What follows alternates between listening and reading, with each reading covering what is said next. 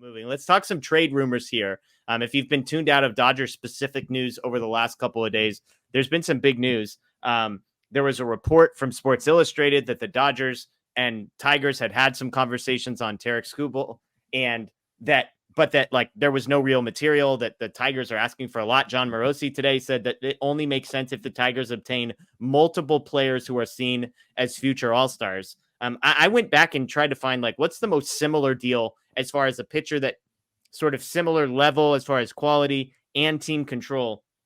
The deal that I found that seemed the most similar, although not perfect comp, I'll explain why in a second, was when the Padres went out and acquired Blake Snell. Blake Snell was a year removed from winning the Cy Young Award and had 3 years of team control. The major difference here is that Snell was dealt in the offseason and not at the trade deadline, which I think obviously is going to have an impact on the value of what you get. Now, you could argue that half of a year less of team control versus maybe paying market prices instead of overhyped prices like the Dodgers are going to pay. But what they had to give up to get Blake Snell was a guy who was the number 23 overall prospect at a time, a guy who was a major leaguer but was formerly a top 15 or 20 prospect, and then a pair of top 10 guys who are in their organization, top 10 organizational guys in a pretty decent farm system. So just for context, I'm not saying the Dodgers, it would be identical, but again, a top 25 overall prospect, a guy who had been a top prospect but was now a major leaguer, and then a pair of guys in their top 10 to 15 organizationally. If you've been following the Dodgers farm system, they don't have a top 25 guy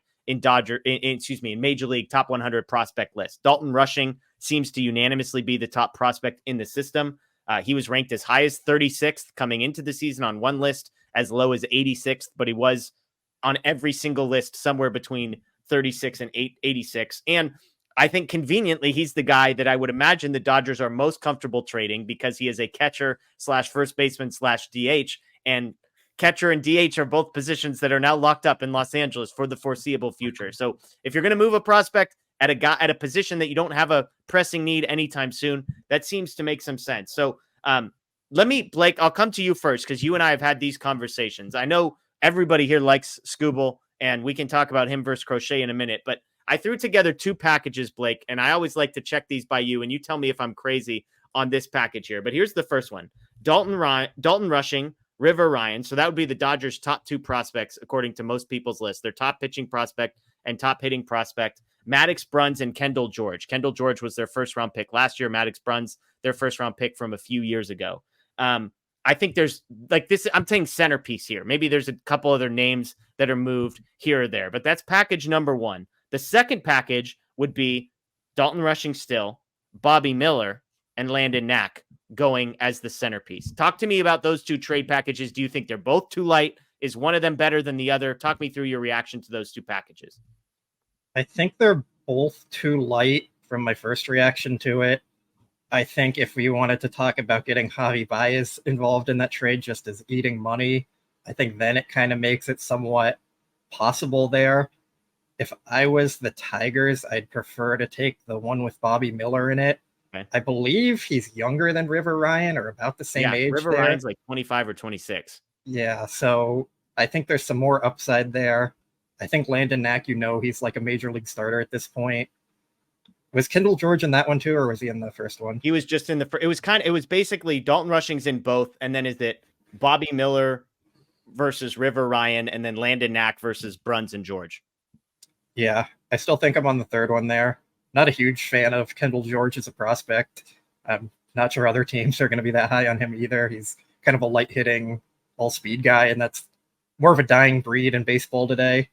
But I still think it would take more. Like, if the other team that was mentioned was the Orioles, which is a big factor in this because they have a ton of great prospects that would really interest the Tigers there. So I think if the Dodgers were in a bidding war with the Orioles, they're not winning that. Their only hope in that kind of trade would be to take Javi Baez back if the Tigers would rather move money. But I do feel like they'd probably rather get more good quality prospects back. So I think Skubal is kind of unrealistic for the Dodgers, but I think if they do somehow get him, you're going to be talking about like Dalton Rushing, River Ryan, Jose DePaula, and others. Yeah. Baltimore, by the way, to Blake's point, if you don't know, they've got 2 of the top 25 prospects in all of Major League Baseball who aren't on their Major League team, in addition to guys like Gunnar Henderson, who's number 1 on that list in the offseason. I will say if you look through the rest of the top 100, they don't have any other guys. So the top heavy, but I wonder, Matt, if Baltimore does not have a track record of selling these guys. We know this is a team that doesn't want to be paying big dollar numbers. They want to build through their farm system and have these guys on rookie deals. Not that they're a small market team, but they operate way more like a small market team than a big market team. So I think there is some skepticism around the league about whether the Orioles would really move one of those two guys. And if they're not, they might pay the Dodgers tax, where just because those are the top two guys on the list, if Baltimore says no, then Detroit might be playing hardball and saying, well, we're not interested unless one or both of those guys are involved. So talk to me just on a separate note from all of that. Where are you at on Skubal versus Garrett Crochet, another guy we're going to talk about here from the White Sox? Is one of those guys demonstratively better in your estimation than the other? I think Skubal is the better option pretty clearly for the Dodgers. But if you then look at, like, if all things were equal, which they're not going to be. And so then because of that, I do think that a Garrett Crochet trade is much more realistic. Andrew Friedman, I don't think enjoys bidding wars by any means. And I do get some of the hesitancy with the Orioles. And I know that Corbin Burns situation is a little bit different, but they did trade for him. Yeah. So maybe they feel like, we need to go get Skubal right now as well. Like, at least have him under team control, because who knows what's going to happen with Corbin Burns moving forward. So that's one potential factor. I think, again, the biggest thing for me is from the Dodgers standpoint is I could see Andrew Friedman just like, we're not going to do this bidding war thing. We're going to go get Garrett Crochet, who's on an innings limit, first year starting. Like, his value potentially as a starter may not necessarily be as high, at least theoretically. Anthony, what about you? These two guys, Crochet versus Skubal, where are you at? I think they're more likely to go with I think they're more likely to end up with Crochet if these are the two choices. I'm also not convinced that ownership in Baltimore would be willing to trade those two pieces, considering their team control and their lack of spending in the past. Yeah. I think if they can, they'll try to do it without including, without breaking the prospect bank on it, but I think that organization at the top values more that team control than they would Skubal. Yeah. And I think that they are going to believe they're good enough to still do it anyway. And they may go out and get somebody else that's cheaper for them. But I covered the American League for a while, and that organization, even in good times, has been incredibly cheap when it comes to spending money on their own players. And so I don't see them giving up the prospect capital if it's going to cost that much. Like, if they have to get into a bidding war, I don't see them going as far enough. I don't see them going far enough to make it happen. So even though that they can offer the better package, I don't know if they actually pull the trigger on that. Yeah. But to answer the Dodger question, I think there's going to be more than just those two teams bidding for Skubal. So I think it's most likely that they end up with Crochet. Yeah, and it's worth pointing out too with Baltimore. I mean, sometimes we talk about team control, and it's like, well, they're under team control, and we just equate that to like these guys are free financially. Yes, it's 2 years of arbitration, but keep in mind, Skubal is going to make, let's say somewhere in the $45 million range over the next 2 years, which is $40 million less than he would make in the open market. But when you're comparing that to trading away a top 10 prospect in Major League Baseball, who you're going to get at the Major League level for basically the league minimum for 4 years, we're talking about dramatically different dollar numbers. Something to keep in mind. So I think Skubal is the guy that I would be much more interested in. I would pay the higher price to go get him just because I feel like I have a much better sense. I know what I'm getting.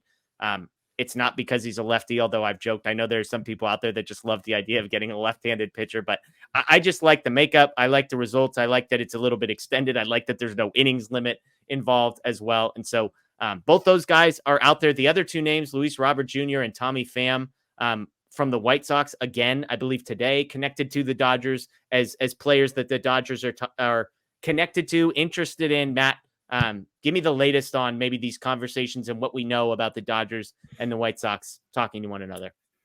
Yeah, so like you said, Dodgers and White Sox, I feel like have been linked together for about a month now with the Crochet stuff. And, it really wasn't too surprising that the report now is that they have discussed Pham and Luis Robert in different in trade talks. It's not necessarily clear if those were maybe, which I would guess they probably were, like packaged it with, hey, what would a trade for Crochet and Luis Robert look like, or Crochet and Tommy Pham? Maybe Luis Robert even on his own, and I guess maybe Pham potentially on his own, although I don't think – I mean, it would be to Anthony's point, kind of looking to bolster the depth as opposed to going top end with a roster addition. But that's kind of where that stuff stands. You'd have to go to – I know Blake is chomping at the bit to tell us why they need to trade for Tommy Pham. And Scott, if he is still in here in the chat, he'll probably chime in too. But yeah, that's my guess is if the Dodgers are acquiring Luis Robert or Pham, that it's probably – hopefully as part of a trade for Crochet as well. Yeah, Blake, tell us why Tommy Pham is Kenuff.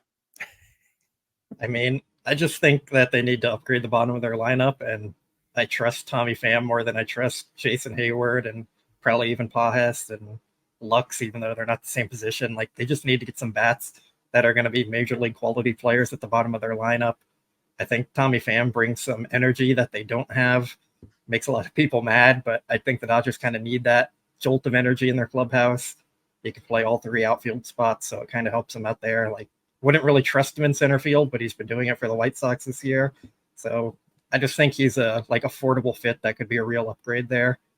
With Robert, I don't think we would see a package with Robert and Crochet because that's just getting really high up there in price. And I think there's going to be a lot of teams interested in Robert. Is probably the top available bat at the trade deadline. I don't think the Dodgers need to go get that if they're targeting top of the market. I think they should be looking at starting pitchers and just kind of filling their lineup with major leaguers rather than what they have there now at the bottom. So that's just kind of my view on that. I don't see a package deal with Robert and Crochet. Yeah. Super chat here from Laura. We appreciate it, Laura. Thank you as always. Asking when the trade deadline is. It's July 30th at 3 p.m. Pacific. This year is the trade deadline. So if you've got August 1st in your mind, good news. It's one day prior to that. Maybe good news, maybe bad news. Maybe you're going to wake up on August 1st hoping that it was still the Dodgers still had a few more hours to go ahead and make a move. But, for the Dodgers, they've got, as we're sitting here on July 17th, we're talking about 12 and a half days, basically. So it's coming quickly. And again, that's why I asked the question, do the Dodgers go out and move the needle here with a trade? I'll bounce around to each of you guys. Matt, is there a name we haven't mentioned in the four that are listed that you think still could be a guy that the Dodgers, we're pure speculation because the White Sox and the Tigers are the only two teams that there has been credible reporting saying conversations have happened. Obviously, I imagine conversations have happened between lots of teams, but is there an outside the box name that you want to just toss out there, not from a source perspective, but just, hey, this is one other guy that, maybe. Sure. Cody Bellinger. Oh, there we go. Okay. I bring him up every show now. No, we text about it. I don't know if I might have brought him up in one or two shows. I've brought him up, and I think Scott has also. Oh, okay. Oh, I thought you said I have. Oh, yeah. He's becoming it's our show, yeah. Yeah, he's becoming a popular name, I guess. What's his contract? I think he has 2 player options for the next 2 years after this year. And you like that one too, Blake? I do like that idea. I'm trying to think a little more like outside the box that we haven't talked about. If you want to come back to me, if Anthony has anyone in mind. Yeah. So he has an opt-out after this year, after 2024 and 2025, he can opt out.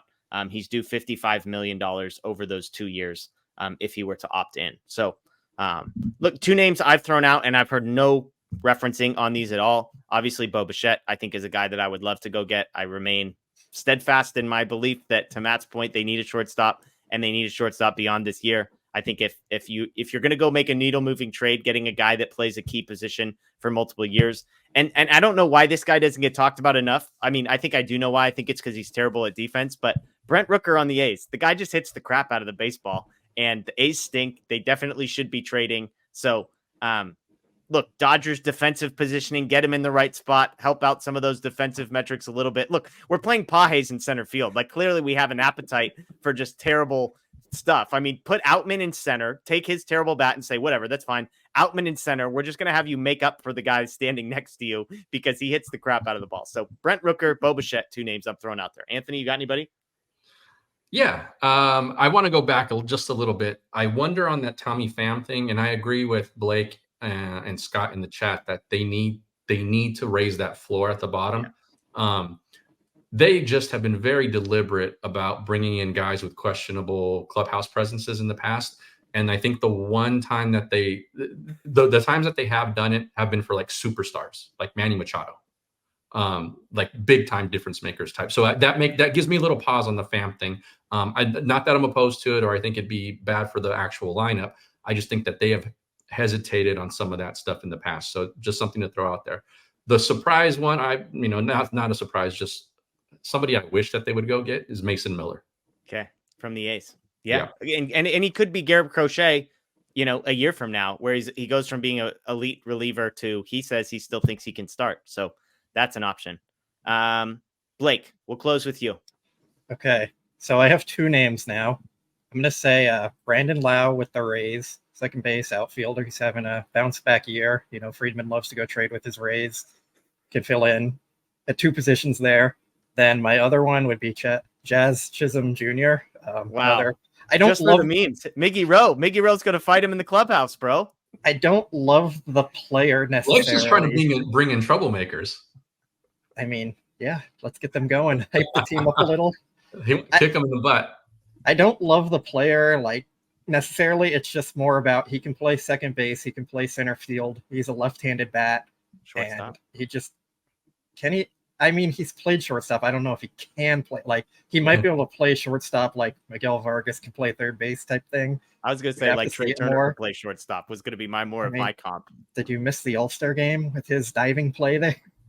I saw lots of Trey Turner playing shortstop for the Dodgers. One game wasn't going to change that opinion for me. I've seen enough of it also, Jeff.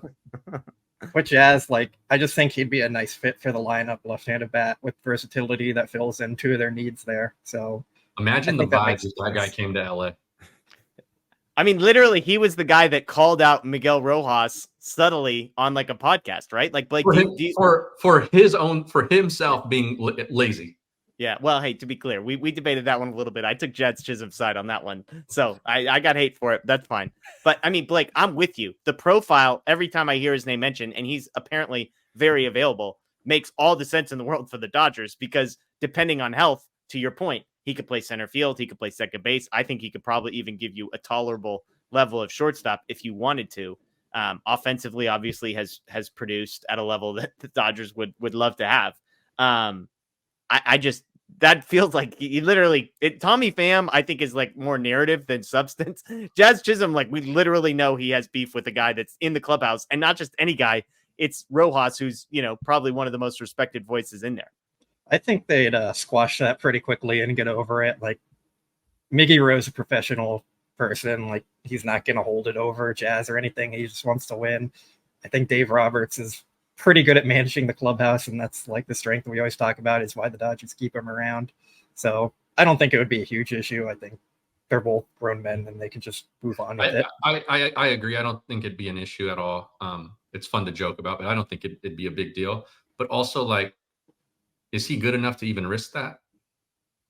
Yeah. I mean, again, I think he's a quality player who's the only guy we've mentioned that would be available to play the two probably biggest positional needs on the diamond, which would be center field and then middle infield. So I think that the rest of the guys we're talking about here are you could plug them into these areas of quote unquote lesser need. So I think that's the issue there. Sermon King with the super chat here. Why not go get a name like Jesse Winker? I see Scott in the chat, Sam Winker's obviously having himself a good year. 130 weighted runs created plus OPS over 800 with 11 home runs in 350 plate appearances so far this season. Had a really bad season last year with Milwaukee, but's been an above average offensive player every other year of his career. Blake, what do you think about Jesse Winker? He's on a 1-year deal, getting paid basically no money this year and will be a free agent at the end. I like the bat a lot. Winker is a great hitter. The defense out there is very concerning. He's more of a DH that's been kind of forced into playing left field occasionally. So that's why I kind of don't see why the Dodgers going that route. They do usually tend to value defense, and that's why Peralta was starting all year in left field last year, and they never really gave Bush any chances, and they've been so hesitant with Vargas. So if Ohtani wasn't on the team, I think Winker would be a great fit, but I just don't really see them putting him in the outfield. You don't like the second percentile outs above average out there? That's slightly too low?